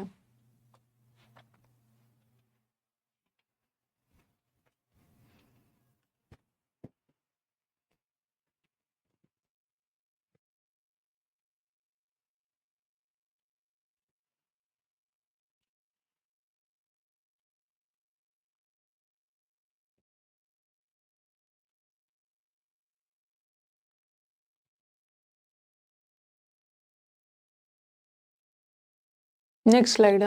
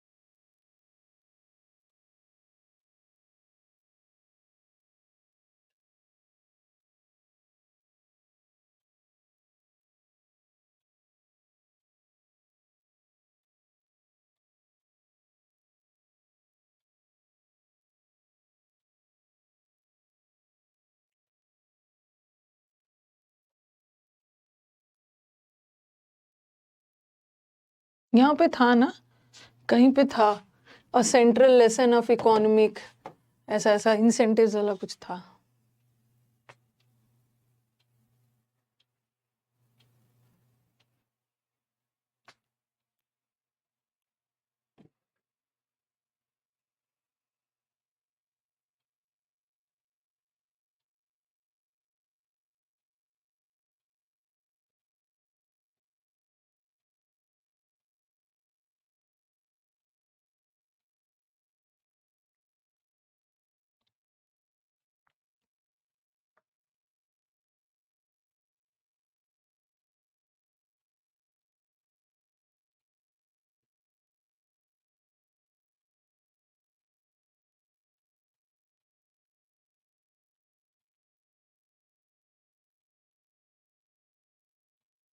स्टार्ट किया जाए।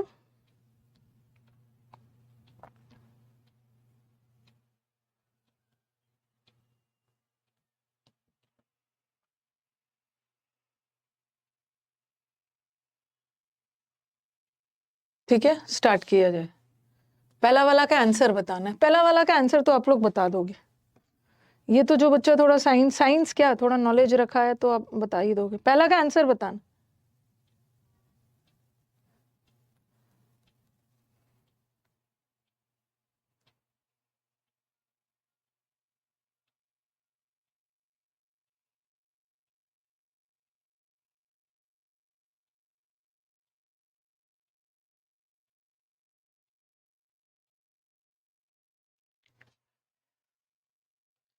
Yes, when we burn fossil fuels, and जब आप फॉसिल फ्यूल्स बर्न करते हो ना, तो क्या होता है, कौन सा गैस, ये तो पहला ही वाला में दिया हुआ था, यहाँ पे दिया था ना, देखो, when we burn fossil fuels, अनजाने में ही सही, ना चाहते हुए भी CO2 एयर में आ जाता है, और इसका बहुत खतरनाक इम्पैक्ट है। कार्बन डाइऑक्साइड, ऑक्सीजन तो आएगा नहीं, जलने के लिए ऑक्सीजन चाहिए, बट जलाने के बाद you have the carbon dioxide, ये तो सबका करे।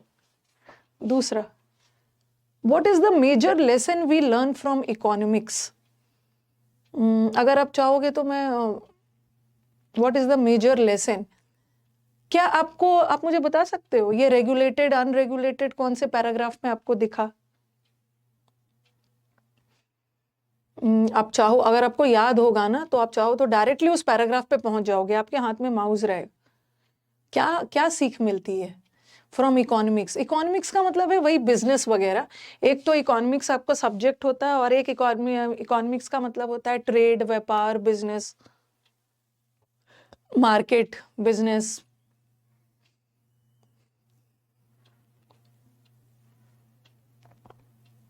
फर्स्ट पैराग्राफ में था ये, कहीं पे था ये।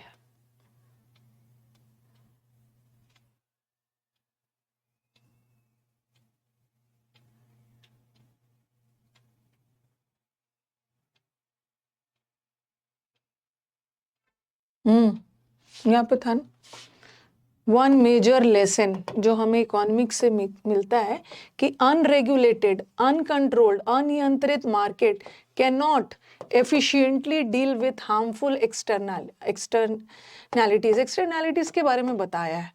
ओके, एक्सटर्नैलिटीज अगर नहीं भी पता है ना, तो एक्सटर्नैलिटीज का मतलब है जो हम CO2 एयर में रिलीज करते हैं बिकॉज ऑफ दोज एमिशंस, तो उसके लिए हम पे नहीं करते हैं। ठीक है, मतलब हमें उससे कोई मतलब नहीं होता, हम हार्म तो कर देते हैं बट उस हार्म का कंपेंसेशन नहीं करते हैं। ओके, उसी का मतलब दिया externality. Such a process is an externality.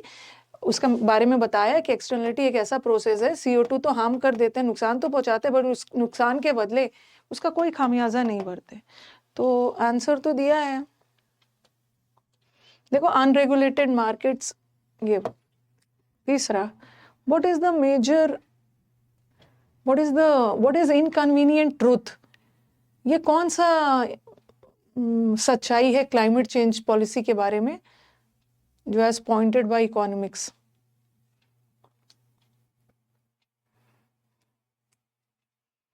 ये एक सच्चाई है, बट ये सच्चाई बहुत कन्वीनियंट नहीं है। ठीक है, और मतलब असुविधाजनक वाली सच्चाई है, कि मतलब ये असुविधा लोगों को तो पहुंचाएगा, बट ये सच भी है, ऐसा होता भी है, असुविधा हो रही है, बट ये सच्चाई है कि ऐसा हो रहा है और ऐसा करना भी है, जरूरी है।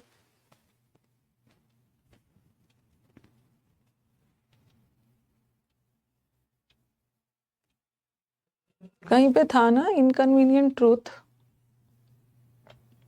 What is the inconvenient truth?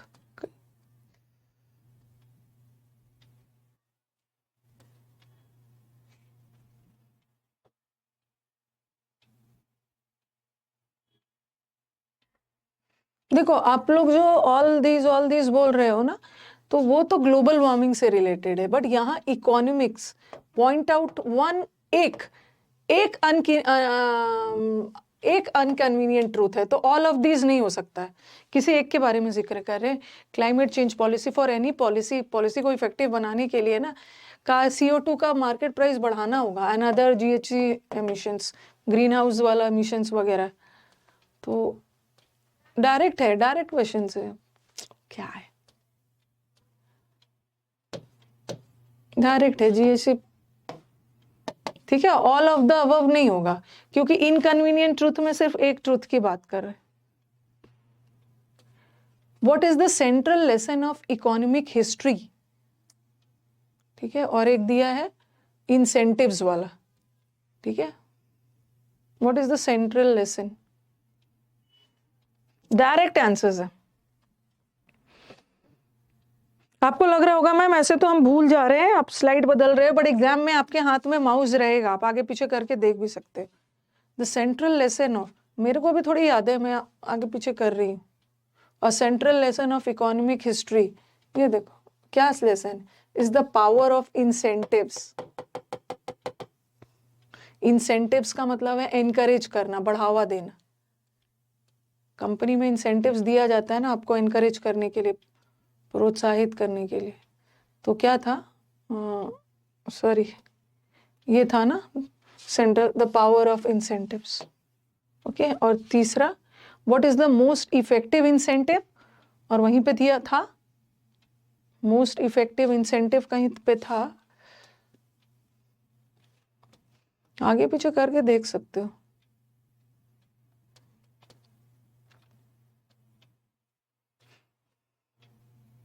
High price for oxygen, high price for carbon, high price for carbon dioxide and high price for fuel. Carbon का है ना, कार्बन है यहाँ पे था हाई प्राइस ऑफ कार्बन। तो ये सब जो है ना एडिटोरियल बेस्ड वाला, इसका ऑप्शंस इजी क्या है। एक और क्वेश्चन है ये, ठीक है, थर्ड वाला। एक और question, how can prices be raised, prices को कैसे बढ़ाया जा सकता है on carbon emission.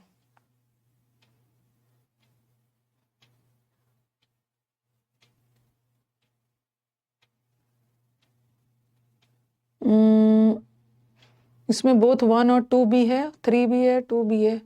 How can prices be raised on carbon emissions, carbon emissions पे प्राइसेस कैसे बढ़ाया जा सकता है, थोड़ा देखना होगा। पहला वाला में तो वैसा कुछ दिया नहीं है, ठीक है। अनरेगुलेटेड मार्केट वगैरह में सेकंड पैराग्राफ में देखो, putting a price on emissions correct prices, हाँ यहाँ पे देखा, यहाँ पे एक तो प्राइसेस कैन बी रेज्ड क्या करके, एक रेगुलेटरी लिमिट लगा दो on amount of emission cap and ये, या टैक्स लगा दो कार्बन डाइऑक्साइड एमिशन पे। और दो उपाय बताया, तो डायरेक्ट क्वेश्चन है, दोनों है ए और ये। और ऐसा नहीं है कि for replacing fossil fuel driven products, fossil fuel products को किसी और से रिप्लेस कर दो, ऐसा कुछ भी नहीं। हाँ तो स्कोर बताइए जल्दी से।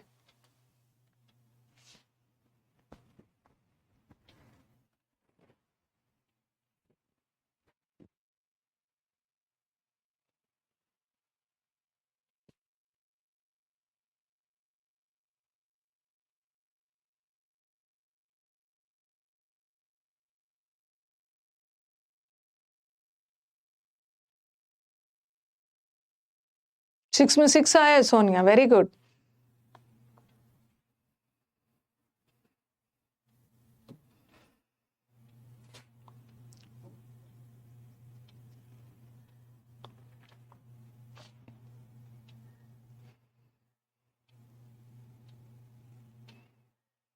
Very good, Raksha has also got 6 out of 6.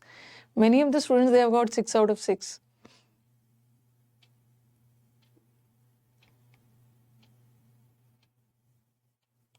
पांच भी आया है फिर भी क्वालिफाइड हो। चलो भाई जल्दी से बताओ, द पोर्टर डिनाई, डिनाई का मतलब है नकारना। पोर्टर ने डिनाई कर दिया कि मैंने पैसे नहीं लिए हैं। हाँ तो देख लो, टू टेक, ठीक है, देखो देखो ध्यान से देखो, टू टेक में अभी काम हुआ नहीं है, ठीक है। पोर्टर ने डिनाई किया, डिनाई किया मतलब है नकारना। जैसे ही एक मिनट ये देखना, रिफ्यूज, आपने पहले रिफ्यूज कर दिया, आई रिफ्यूज्ड, एक minute, he refuse to do the work, ध्यान से सुनना, he refuse to do the work, उसने मना कर दिया कि वो इस काम को नहीं करेगा, अभी काम हुआ नहीं है। और मैंने आपको बताया है ना, जब एक्शन इनकम्प्लीट हो तो हम इन्फिनिटिव लगाते हैं। उसने मना कर दिया कि वो इस काम को नहीं करेगा, अभी काम हुआ भी नहीं है और उसने किया भी नहीं। लेकिन डिनाई का मतलब होता है नकारना। डिनाई का मतलब होता है ना, आप पे पहले से किसी ने ब्लेम लगा दिया है, ठीक है, पहले से ही आपने किसी पे दोष, आप पे किसी ने दोष लगाया है और आप उसका खंडन कर रहे हो। इसका मतलब है कि काम हो चुका है, कोई काम गलत आपने किया है और आप पे गलत इल्ज़ाम लगाया जा रहा है। रिफ्यूज़ में इल्ज़ाम नहीं लगाते हैं। डिनाई का मतलब होता है खंडन करना। कोई इल्ज़ाम पहले से काम हो चुका है और आप पे कोई इल्ज़ाम लगा है और आप उसको मना कर रहे हो, तो सबसे पहले तो ये इन्फिनिटिव लेगा ही नहीं, ठीक है, ये जीरेंड लेगा, ठीक है, जीरेंड लेगा, इन्फिनिटिव नहीं लेगा, तो ये तो हट गया, ये हट गया। और डिनाई वर्ड अपने साथ फ्रॉम नहीं लेता है, ठीक है। स्टॉप, अपने आप को किसी चीज से रोक रहे हो ना, यू स्टॉप फ्रॉम, स्टॉप के साथ फ्रॉम लगाना, बचाव करना, रोकना, prevent from, prohibit from, protect from, debar from, तो ये भी नहीं लेगा। डिनाई कर दिया क्या चीज, डायरेक्टली लेगा ये ऑब्जेक्ट जीरेंड के रूप में।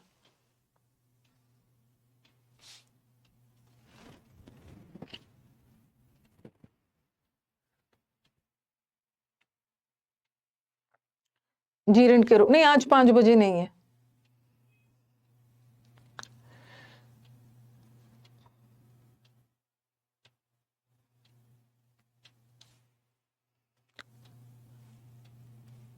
डिनाइड के साथ कोई फ्रॉम प्रेपोजिशन लगता ही नहीं है। डायरेक्ट किसी चीज से मना कर रहे हो, डायरेक्ट वो कोई प्रेपोजिशन नहीं लेता है।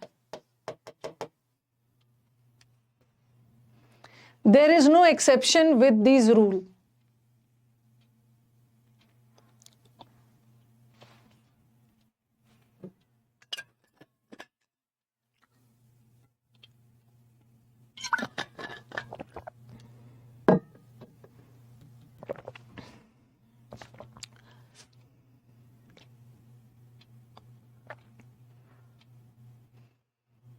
बिना प्रेपोजिशन लिए भी कोई वर्ड जीरेंड ले सकता है। जैसे आई इंजॉय, ऐसा थोड़ी है कि हमेशा प्रेपोजिशन लिखा, आई इंजॉय टीचिंग, तो यहाँ तो टीचिंग जीरेंड है, बट एंजॉय वर्ड कोई प्रेपोजिशन नहीं लेता, डायरेक्ट ऑब्जेक्ट लेता है। सबसे पहले ये दीज तो प्लूरल होता है ना, दीज प्लूरल है, तो दीज के साथ रूल्स आना चाहिए था, तो ये तो ऐसे ही गलत हो गया। दीज के साथ रूल्स आना है, गलत हो गया। और एक्सेप्शन के साथ कौन सा प्रेपोजिशन आता है, एक्सेप्शन टू, अपवाद to, exception to the rule. He lost his heart because he could not cope with the difficult situation. Difficult situation से cope नहीं कर पा रहा है, तो उसने हिम्मत हार ली, हिम्मत हार गया।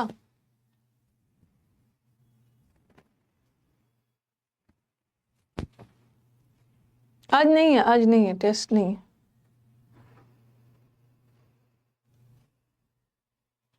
आराम से चिल करो सब।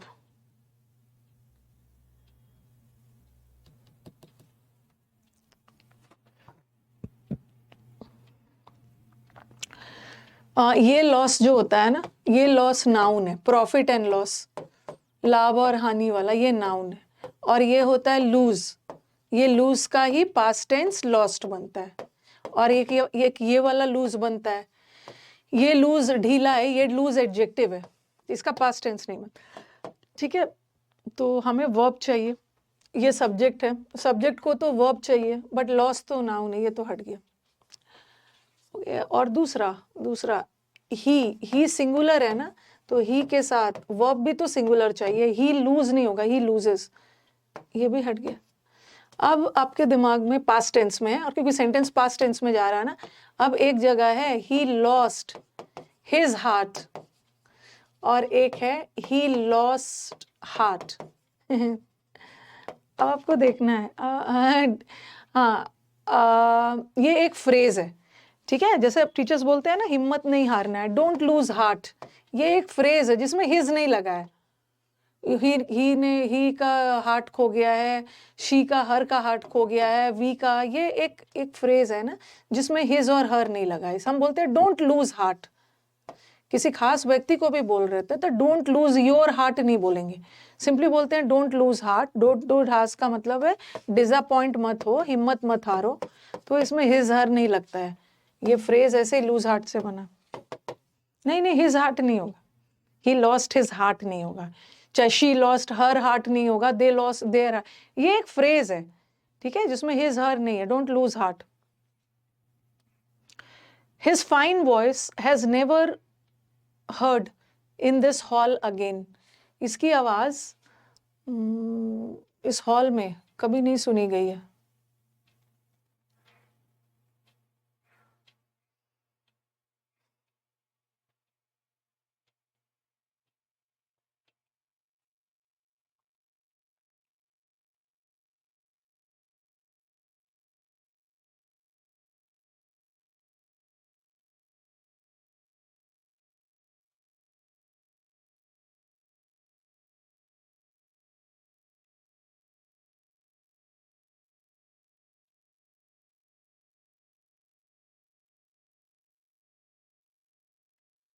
सबसे पहले हिज वॉइस, ध्यान दो पहले अपने सेंटेंस पे ध्यान क्या क्या देना है कि बी के बाद V3 आ रहा है तो सेंटेंस पैसिव, ठीक है। बी के बाद V3 आ रहा है तो सेंटेंस पैसिव। सेंटेंस को एक्टिव जाना चाहिए या पैसिव जाना चाहिए, उसकी आवाज, ठीक है, फिर से नहीं सुनी गई। आपकी आवाज कोई चीज नहीं सुन रहा है ना, आवाज कोई काम नहीं करना, आपकी आवाज को लोगों के द्वारा नहीं सुना गया, पैसिव जाना चाहिए, ठीक है। बट हैज के बाद अगर V3 आ रहा है, हैज के बाद V3 आ रहा है तो एक्टिव है, और यहाँ भी V3 नहीं है तो ये सब एक्टिव है। अब पहले देखो, थोड़ा सेंटेंस ध्यान देखो। His voice never be heard नहीं होगा ना, आपको मैंने बताया था कि बी वर्ड कभी भी अकेले यूज नहीं होता है। बी वर्ड के पहले कोई ना कोई मॉडल आना चाहिए, उसके बाद बी लगा के V3, तो ये हो। सिर्फ इंपेरेटिव सेंटेंस में बी को अलग से रख सकते हैं। His voice never be heard, his voice never be heard कहाँ से हो जाएगा? बी वर्ड कभी भी अकेले नहीं आता है ना, ओके। बी वर्ड कभी भी अकेले नहीं आता है, उसके बी वर्ड को पैसिव बनाने के लिए ना will never be heard, should never be heard, may never be heard, कोई ना कोई मॉडल चाहिए ना, पहला वाला होगा तो विल मॉडल है। It's time we should have done something useful.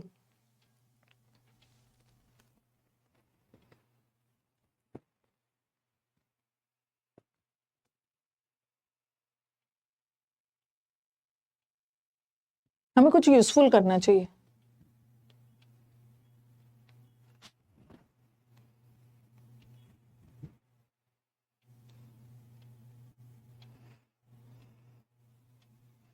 Tense वाला है, टेंस का याद करो।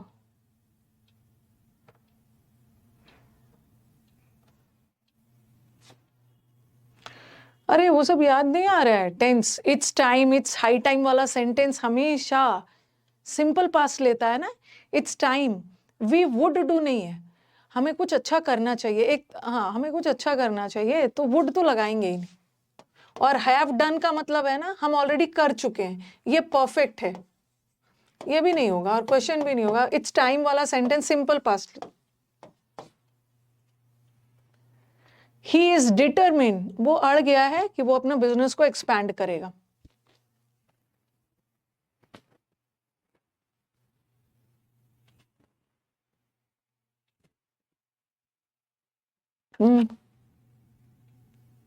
देखना, थोड़ा ध्यान देना, ये सब आपको ध्यान रखना है कि यहाँ पे जीरेंड है, ठीक है, यहाँ पे इन्फिनिटिव है, ठीक है, और यहाँ पे भी जीरेंड है, और यहाँ पे तो असली वाला नाउन है। एक तो जीरेंड वाला नाउन नकली होता है, एक्सपेंशन। देख लो क्या लगेगा, पहले तो डिसाइड करो कि जीरेंड लगेगा या इन्फिनिटिव लगेगा। अगर ये चीज आप डिसाइड कर लेते हो ना तो आपका दो ऑप्शन ऐसे ही एलिमिनेट हो जाएगा। ही इज डिटरमाइनिंग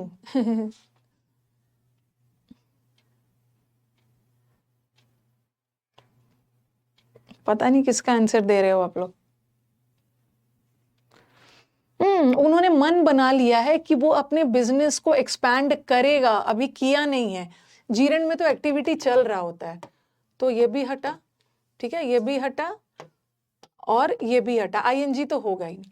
और he is determined to, he is determined at expansion नहीं होगा, डिटरमिन्ड वर्ड एट नहीं लेता, he is determined to expand. अभी किया नहीं है, करने की सोच रहा है, एक्शन इनकम्प्लीट। इट्स, अरे ये तो फिर से आ गया, it's time for the children to go to bed.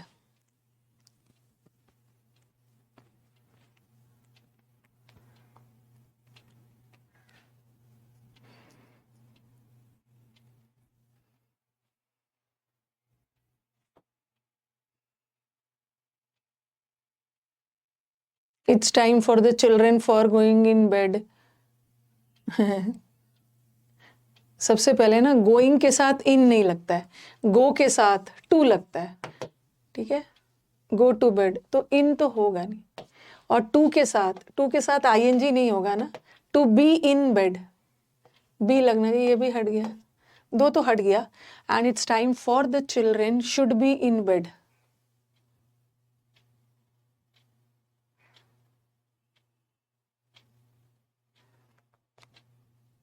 Time हो गया है क्या चीज के लिए?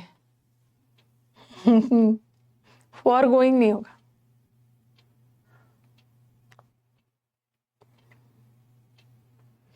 इट्स टाइम वाला सेंटेंस वैसे तो जैसे जैसे आपको बताया था ना, it's time he did the work,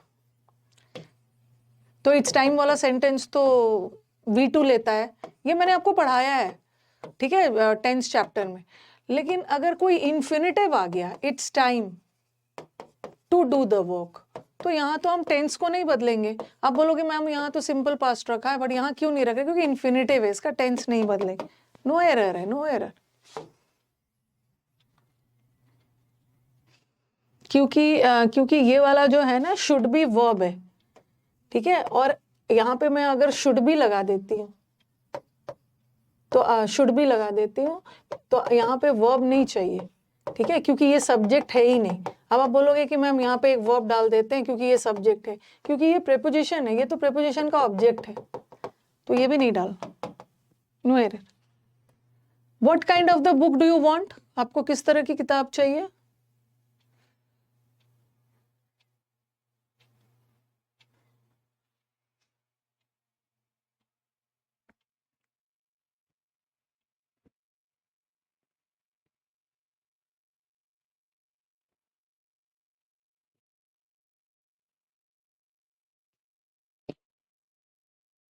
ध्यान देना, आर्टिकल लगा, आर्टिकल लगा, आर्टिकल लगा, लगेगा या हटेगा, फिर यहाँ पे काइंड है, काइंड है, काइंड है, काइंड है।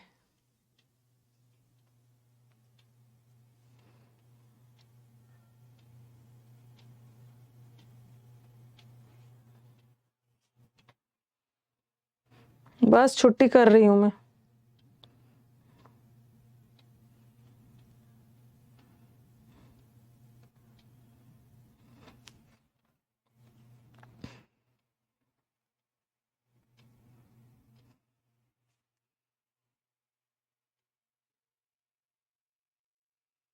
सबसे पहले ना किसी खास किताब की बात नहीं हो रही, आपको किस तरह की बुक्स चाहिए, ठीक है, आपको किस तरह की बुक्स चाहिए, तो कोई किसी खास तरीके की बुक थोड़ी बात हो रही है, वो पूछ रहे हैं किस तरह की बुक चाहिए, तब वो आंसर देगा कि मुझे इस तरह की बुक्स चाहिए। तो सबसे पहले तो द लगेगा ही नहीं, द हटा, ठीक है, और क्वेश्चन में भी द हटा, और what kinds of a book, ठीक है, आपको किस तरह की किताबें चाहिए, ठीक है, किस तरह की किताब चाहिए, और यहाँ पे अगर काइंड्स है ना, इसका मतलब है कि किताब भी बहुत होना चाहिए, जब उसके प्रकार बहुत सारे हैं तो किताब भी व्हाट काइंड्स ऑफ बुक्स होना, एस लगना चाहिए, भी हट गया, तो answer is what kind of book, वगैरह कुछ लगाने की जरूरत नहीं, ठीक है। चलो एंड करते हैं, ओके, एंड करते हैं, आगे कंटिन्यू कर दूंगी। तो एरर में जितना ज्यादा आप नहीं सीखते हो ना, उतना ज्यादा आपको सीखने को मिलता है इम्प्रूवमेंट में, क्योंकि इम्प्रूवमेंट में हम बहुत सारी चीज सीख लेते हैं। देखो यहाँ सब्जेक्ट वर्ब भी एस लगेगा हटेगा, वो भी हो गया, आर्टिकल लगेगा या हटेगा, तो एरर से ज्यादा अच्छा सीखने का चीज है सेंटेंस इम्प्रूवमेंट, ठीक है। एंड करती हूँ, 2:30 हो भी गया।